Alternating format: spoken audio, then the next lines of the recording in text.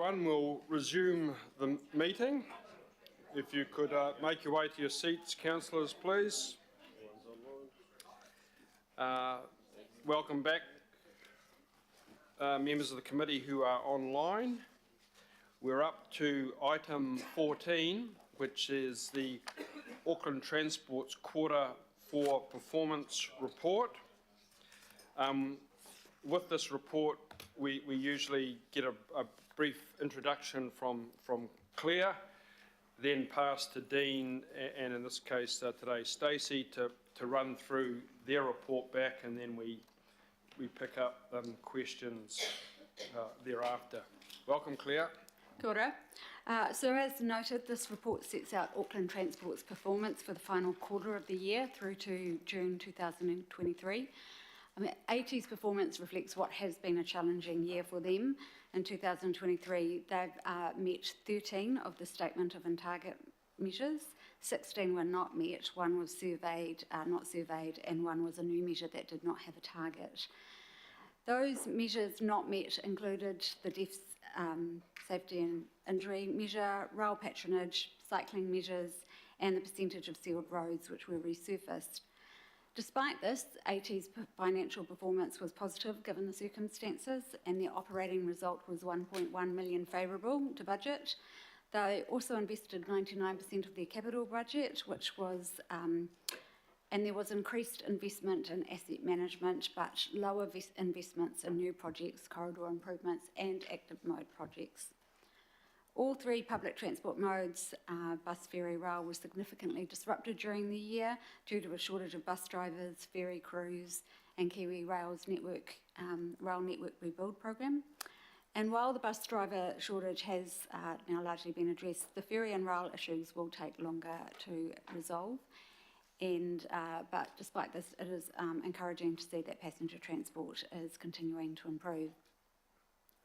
So I think that's it from me, which gives you an outline of the report. The report does provide a number of the highlights. They're noted in paragraph 25 of the report, and I'm sure Dean will talk to them shortly as well, and he will also be available to answer any questions on their performance. Thank you. Okay, thanks Claire. So I think, Duncan, we normally move this one and then pass over to Dean and Stacey. Yeah, okay. So could I have someone to Happy move that? To move. Moved Second. by Councillor Baker, seconded by Councillor Fletcher. All those in favour? Aye. Against? Carried. Thank you. So we'll now call up Dean and Stacey. Welcome. And you have a fairly extensive report there in attachment A in the agenda, folks, that Dean and Stacey will now speak to. So kia ora, councillors. It's good to be here again, including those online. Look forward to any discussion. You will have our monthly report for September, which I'm going to take as read, and I just wish to highlight some things out of that. But before I get started on it, can I acknowledge two very significant events over the last 7 or 8 days.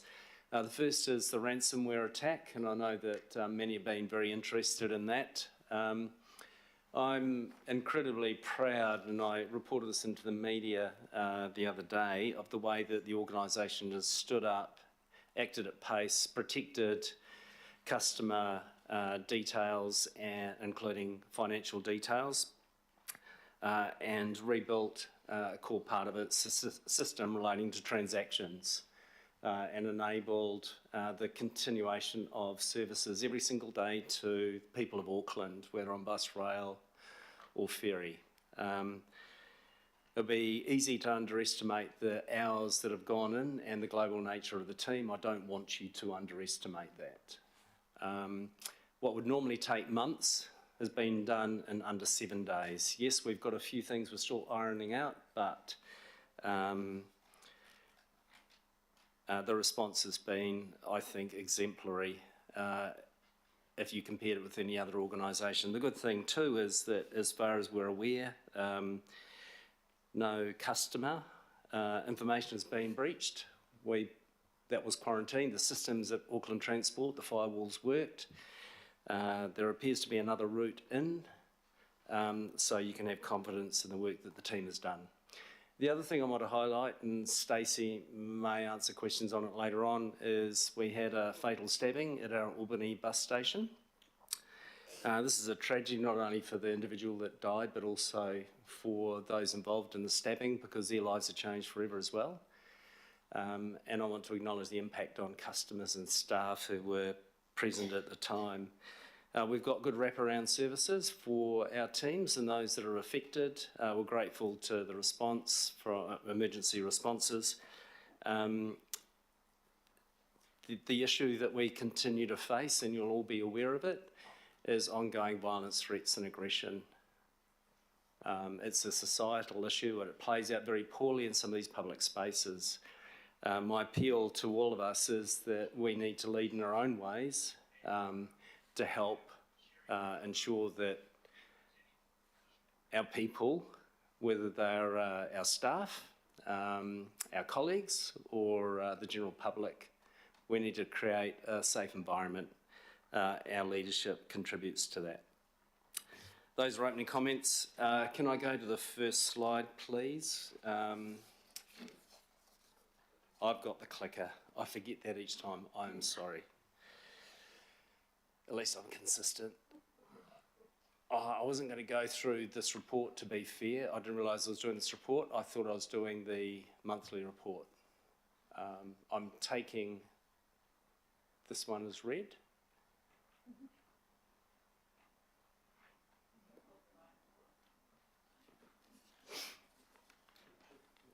Coming up now, Dean. Well, it's, oh yeah, awesome, thank you. I just want to pull out a few stats here. Good to see that customer satisfaction is improving, which is what you'd expect on our public transport system as services get back up and running. We've seen a corresponding increase in reliability. Good to see some of those urban cycleway projects back on and progressing. Or components of them. Bus priority and optimisation is moving forward nicely. We're seeing improved travel times from buses where they move through those intersections as a result of the technology and the prioritisation. Great to see the Newland bus depot, which has been electrified with 44 new electric buses. We are the second largest electric bus provider in Australasia. Can I call out the Toitu certification, which we just received the other week. Auckland Transport is the only certified road controlling authority in New Zealand that has this certification. It's there because we are able to measure and demonstrate carbon emissions reduction across the work that we do. It's a very important outcome for us. So that's highlights, just touching on some of the challenges and opportunities. You'll see there significant effort, and I know this council has been party to it, regarding the government policy statement on land transport. So pleased that that feedback's gone, and my understanding is that many others have submitted something similar. So the message is clear across New Zealand about what New Zealand expects. Public transport growth, there's been good work on that. There's some online workshops. I welcome you to participate in those. Good chance for you to understand what we're trying to achieve there. It's been a nice piece of work between Auckland Transport staff and Auckland Council staff. I won't touch on anything else except to acknowledge that next week we will be looking forward to commencing the long-term plan discussions and all the joy that that will behold. There's some significant challenges but opportunities that go with it. And I know that I'm trying to rush through this a little bit. I'm happy to take general questions and then we might go on to ferries. Is that okay, Chair? Is that useful? I think we can wrap it all up. Okay. Then just proceed and then we'll come back to questions at the end. Yeah, you're on. This conversation, I guess, is a follow-up to one that was had early in the year in regards to ferry staff shortage. As part of a broader plan, we are introducing the accelerated ferry training program, which does mean that unfortunately that we do have a period of disruption to 14 to 18 months. It is aimed at upskilling and prioritise the current ferry skippers and deckhands. With that in mind, there is an anticipation of bringing in international people due to their requirements in terms of, obviously, to fully train a skipper takes 4 to 7 years. So there is a number in the country already, and they are prioritising that. In order to do that, though, obviously we have to change our service frequency and patterns, and that does have quite a negative impact. So with that in mind, there is considerable changes to Half Moon Bay and Gulf Harbour. There was also the withdrawal from the Bayswater and Birkenhead North Coast services. And with that, we've actually managed to secure a new operator to take over when this commences on the 1st of October. We did announce that last week, so that's a new operator that currently doesn't service the Auckland network with ferry services, that being Explore. We're very thankful that we managed to get that across the line in a short period of time. So for those communities, they will have reliable, consistent services, and ideally in the longer term, we do want to beef up those services to get them back to what I would call a pre-COVID timetable. So with the Gulf Harbour and the Half Moon Bay services, there is what I would call bus replacements in line with for Half Moon Bay. There is direct bus services from Half Moon Bay Terminal right to Panmure Station. That has a good time sort of measure in terms of that.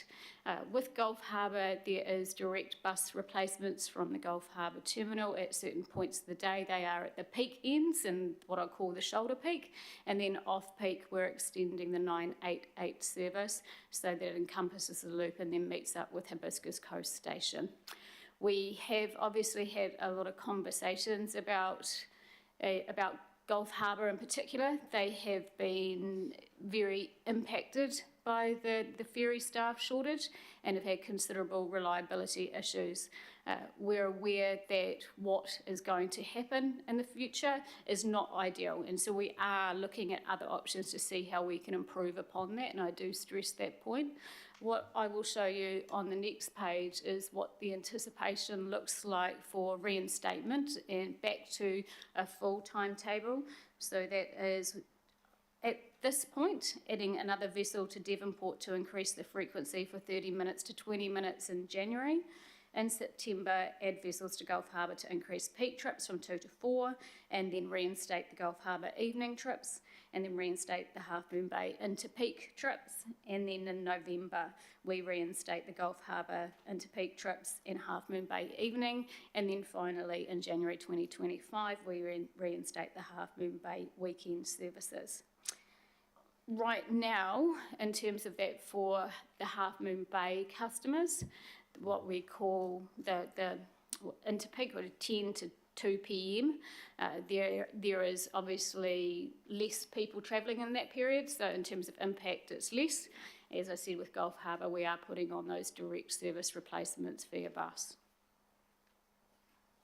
We will be providing regular updates to that in terms of progressing against the training plan, but it does allow fullers in order to be able to put dedicated fleet and 4 training slots a day in order to try and prioritise and get back up to full crew.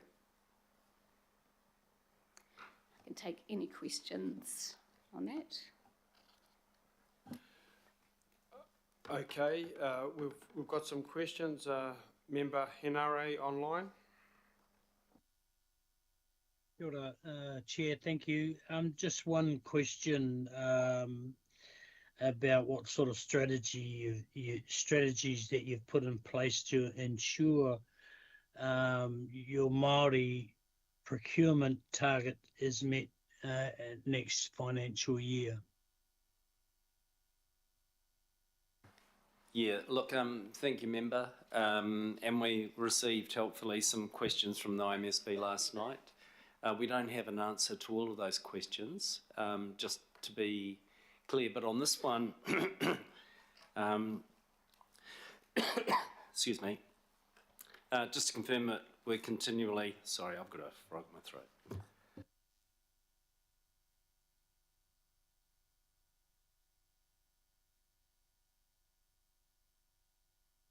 Right.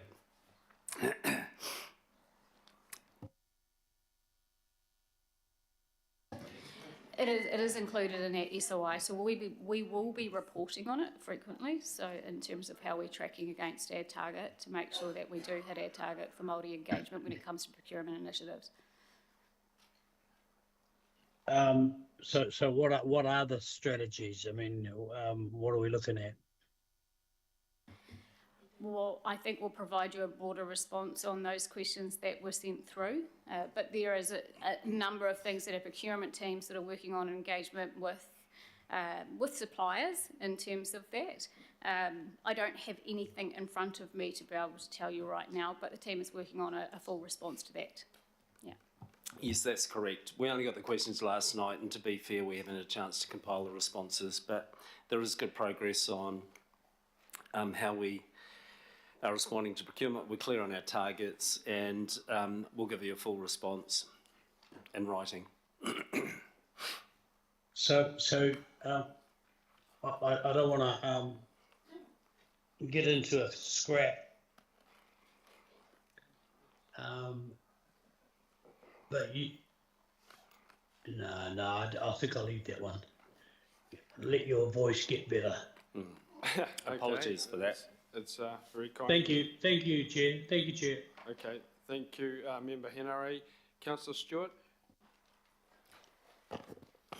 Councillor Walker was before me, but anyway, thank you. Okay. I just want to pick up what you've got. Auckland listens and responds to Aucklanders' needs. So I just want to thank you and hope that the yellow lines will stay on Pekaringa Road, which is really a highway.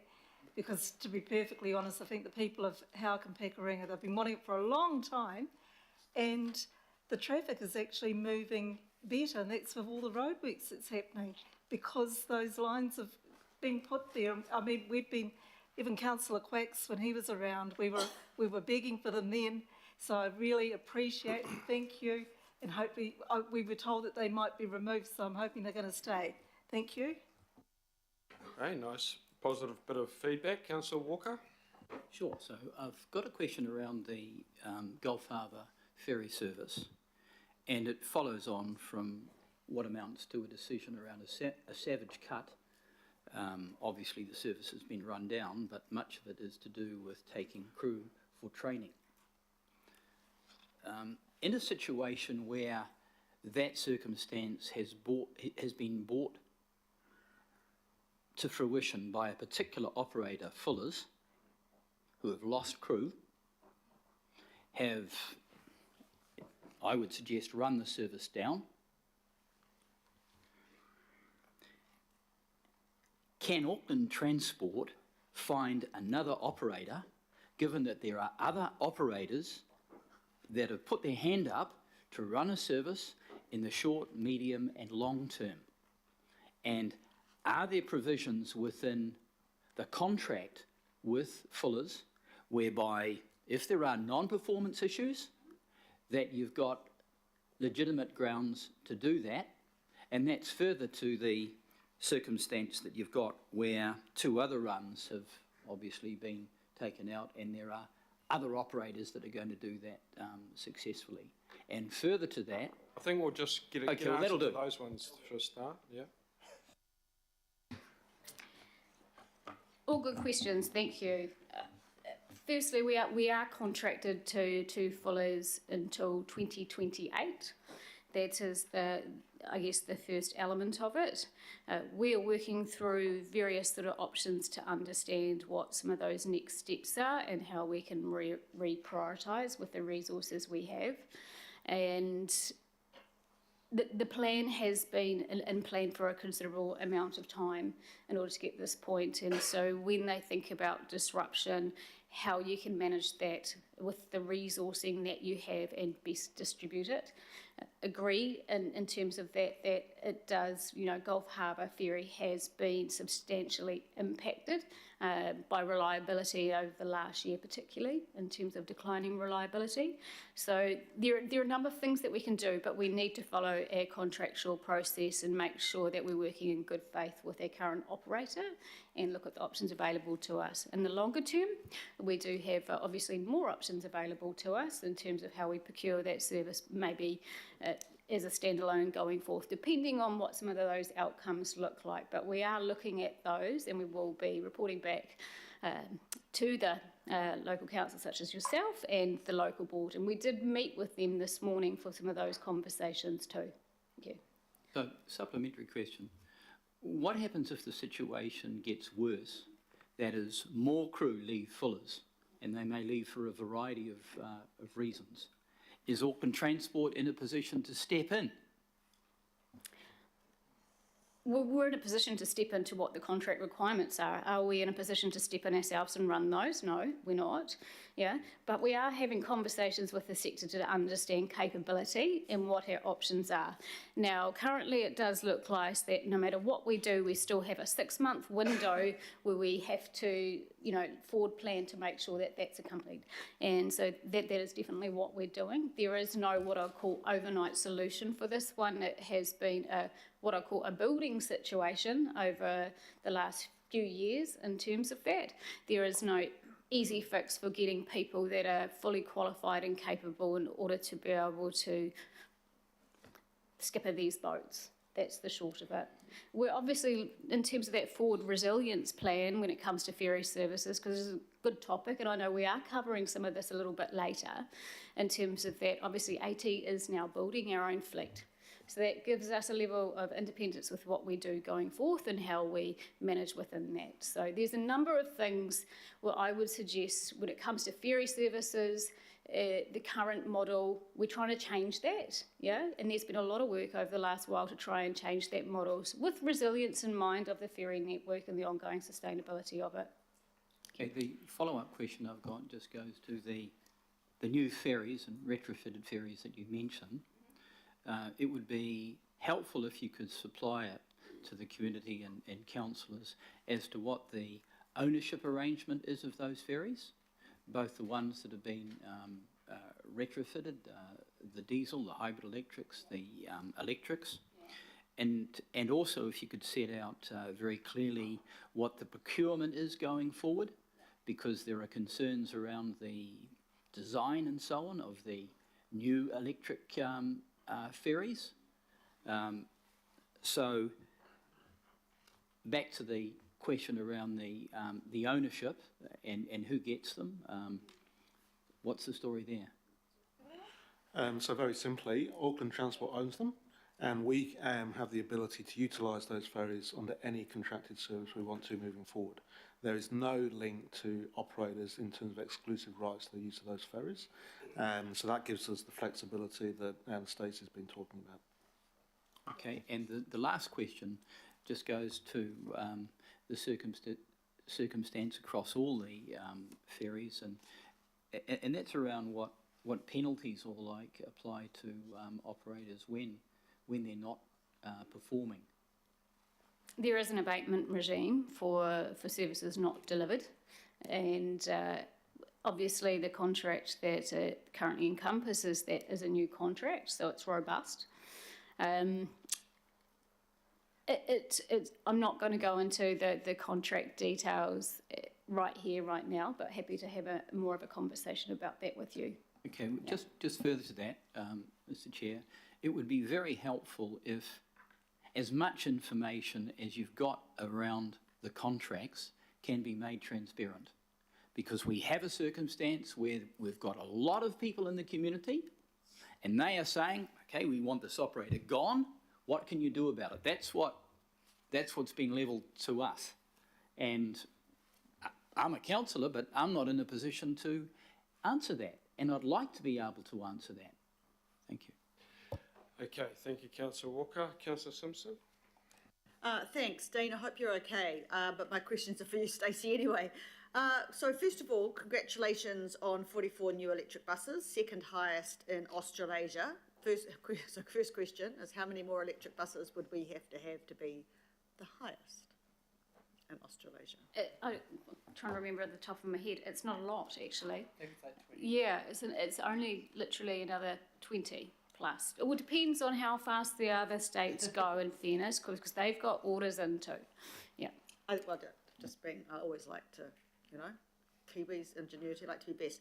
But look, I want to talk to you about public transport targets, because I think we're doing okay, but I look back and see that we're still at 84% of August 2019.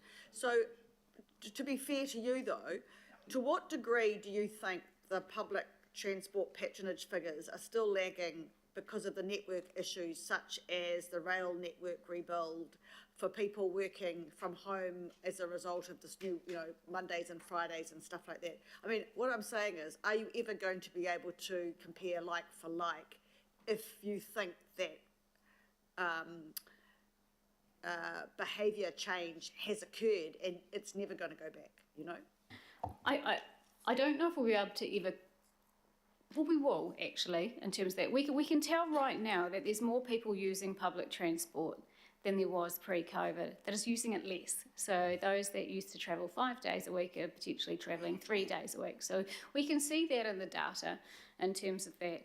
I think the ongoing impact, particularly when I sort of look at particular parts like the rail corridor, when I can compare like the Western Line numbers now to pre-COVID, they're substantially different.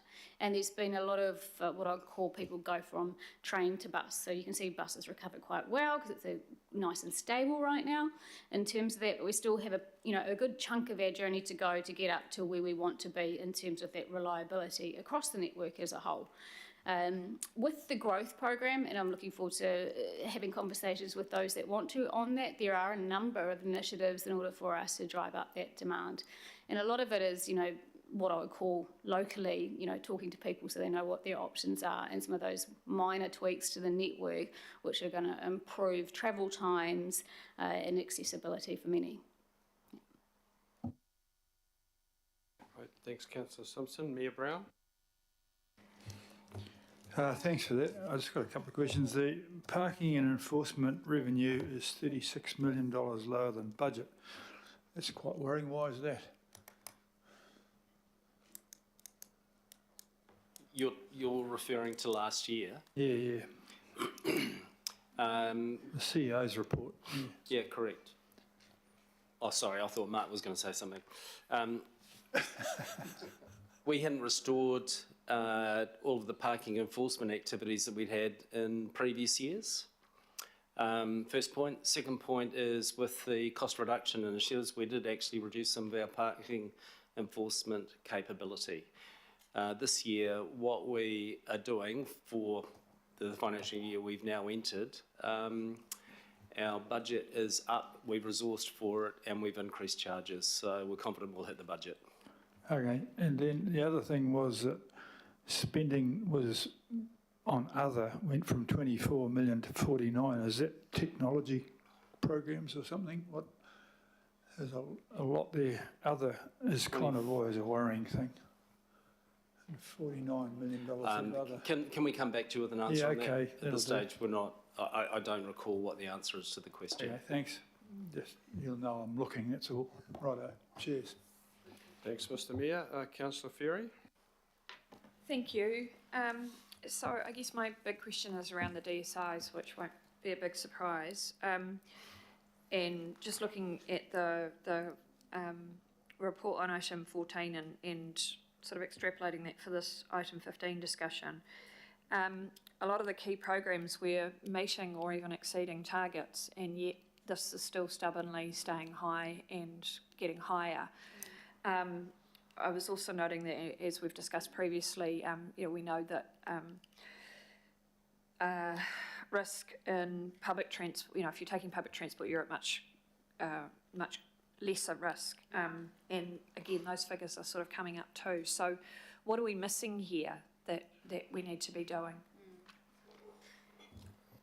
I feel like in the absence of what I'd call the capital program side of it that's going to happen, it's important to note that there's still a number of really what I call critical behavioural change aspects that can be done. Such as obviously the fines and penalties reviews are a really big one. Our fines are still substantially less than anybody else that's a similar sort of country. That's a real big one that I think does need to change, as well as some of the new technology, the enabling technology that we're really keen to see progress across Auckland, such as point-to-point technology. So point-to-point technology has had obviously a huge impact in terms of road driving behaviours in other parts of the world with really good results. So that's something that we're looking forward to being able to do. They are probably two of the big things in terms of what we could support with behavioural change outside of some of those what I call critical capital programs that, given some of our substantial budget restrictions, will not be happening for the foreseeable. Also, obviously, beefing up our partnership approach with our road safety partners and looking about how we can better to work together, particularly when it comes to a community wellness perspective and education perspective, and making sure that we're strengthening those relationships so that we can do more and actually front up better with our communities. The other big part is obviously, of course, getting people on board. That's always going to be a challenge with some of the stuff we do and our storytelling with that. And so, I mean, that's why we developed the new metrics that we have to provide better understanding for our communities about what's happening in your patch. And so people can really understand what that means. So there's a lot of what I would call other things that we can do outside of those capital programs, but we do have some really big leadership decisions that need to happen at central government level to make them happen, and we need to try harder to make those get across the line. Thanks. So one of the things I was quite dismayed to see in the quarterly was the Operation Safer Roads showing 90% of infants and children restrained incorrectly. That's just astonishing to me.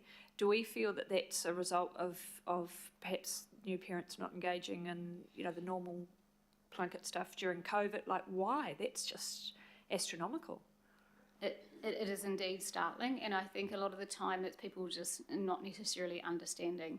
So the team that go out and do that, and they do joint operations with the likes of Plunket and police, and they may have car seats, but they might be really old ones that are redundant and not up to safety standards and things like that. So, and also in terms of hierarchy of needs, that is a real big conversation when it comes to road safety equity and making sure that we help those communities do the right thing. Okay, one last question if I can. On page 13 of this presentation, it refers to pedestrian crashes, and I just wondered what a pedestrian crash is, because I don't see a lot of... It's probably framed, I guess, a little bit incorrectly, but in terms of that, it's a terrible statistic. It's saying that things hit pedestrians, right? Where it has been no one else but hurt but the pedestrian. Right. And so I know we've talked previously about the rise in what we're seeing with that. There has been more increase this year for what people outside of the vehicle, vulnerable road users, motorbikes, cyclists. And walking, and we did do some work. I was curious to understand that some of that behavioural change piece that we've seen the last few years with people, did it actually stack up from a statistical perspective? And yes, we can see that the likes of new motorbike registrations have increased substantially. Yep. So there's some correlation there. But when we talk about the pedestrian one, particularly, and when you actually overlay that with crash types, you can see that it's people crossing the road a lot of the time, and people turning corners and not seeing them, or cutting through traffic if there's like a non-signalised intersection, that kind of thing, in terms that we've actually had some really good examples that have been reported recently, people headphones on, looking at their phone and walking in front of a bus. Yeah, and so some of those have been reported, and we're actually going to download some of that footage, obviously anonymise it, but use it in terms of awareness campaign because it's happening so much. Do we think there's any issue there about the design of the vehicles in terms of visibility? I know that that's an issue with trucks, but as we get bigger and bigger cars, quite often you actually can't see someone who's lower down. I don't know if there's much we can do about that. it's a central government responsibility, I guess. Yeah, I don't have anything through the stats that I can support that, but it's reasonable, to expect. There is Yeah. some technology emerging, particularly for intersections, where you can better detect that potential for conflict between pedestrian and vehicle. So we're having a look at that. Great, thank you. Councillor Dalton? Thank you. Dean, a little while ago you said, and I agreed with you, that you'll go where the willing are when it comes to implementation of the cycleway program.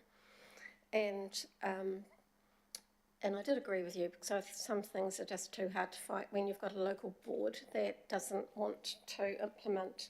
But I'm looking at the DSI stats on page 14, and I can see that the Manurewa local board is the second highest for vulnerable users in terms of deaths and serious injuries.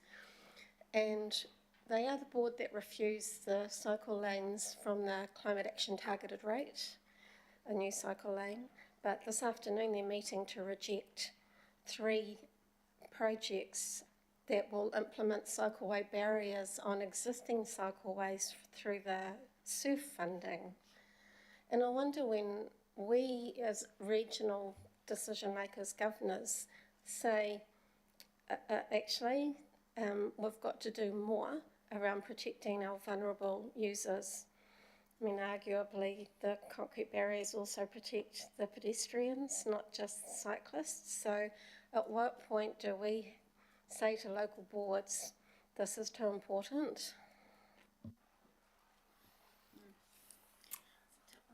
Yeah, this is a really tricky space because we have been challenged deeply and very hard by our community and by the councillors themselves and the local boards to listen.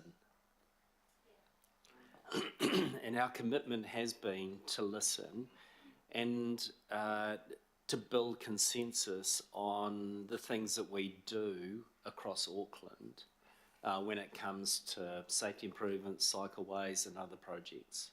So to me, that's my starting point, councillor. And I hear this challenge, well, sometimes the right thing's to do it despite what people are saying. I mean, that's my somewhat crude paraphrase. I think that would require definitely a very strong majority, if not unanimous decision around this table.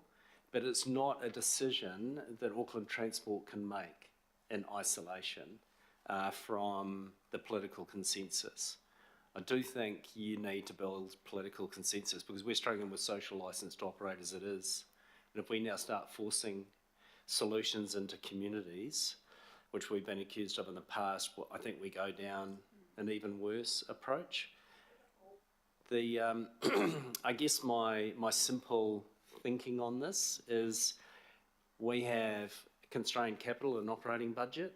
If we follow the willing, we still have positive impact on DSI reduction, on active mode outcomes, but we may not go in the order that we would naturally prioritise. Maybe we go to number 5 on the list, number 7, number 12. Maybe we don't go 1, 2, 3, 4. But my expectation is that if you're up the top of this list and your people are being injured because you haven't taken action, then that'll ultimately turn into a matter for democracy to resolve. I think that's It's- pretty it's- good. I'm not That's sure a pretty good answer, actually. how So hard. what you're saying is that we can still deliver on some good outcomes in this space. It just won't be for the community that needs it the most because there isn't political will.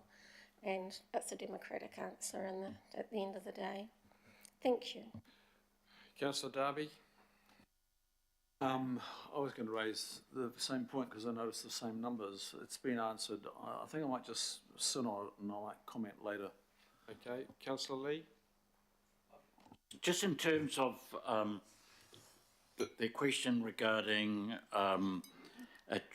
traffic enforcement and revenue and so on, I think in about 2021, AT reported to the council that car parking in the city had car parks had decreased from 5,000 to 2,400, over 50%.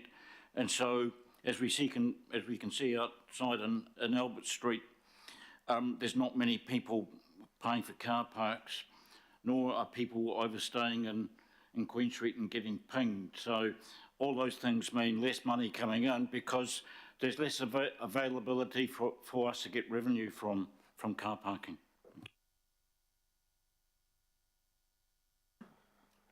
Okay, thanks, Councillor Lee. Councillor Hills? Kia ora. Thanks, Councillor Watson. And probably, first of all, just on Councillor Lee's point, if we could get the figures, because I quite often look at the figures and usually they're well under, our car park buildings at the moment are still well below pre-COVID levels. I don't know if we have that reported like the PT patronage, but anyway, it'd be good to have those figures.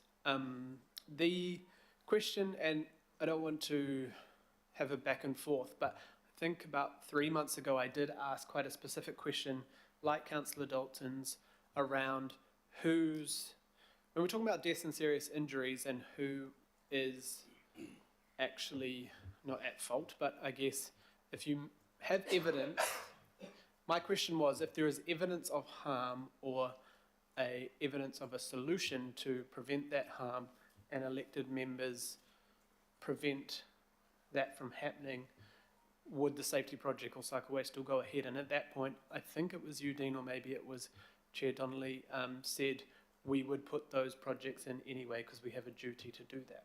And that seems to have changed in the answer to Councillor Dalton. And I know we keep talking about social licence, but in some respects, kids aren't talking to us, or people who are killed we can't hear their voice. So I just want to get a definitive answer again on if there is clear evidence, who is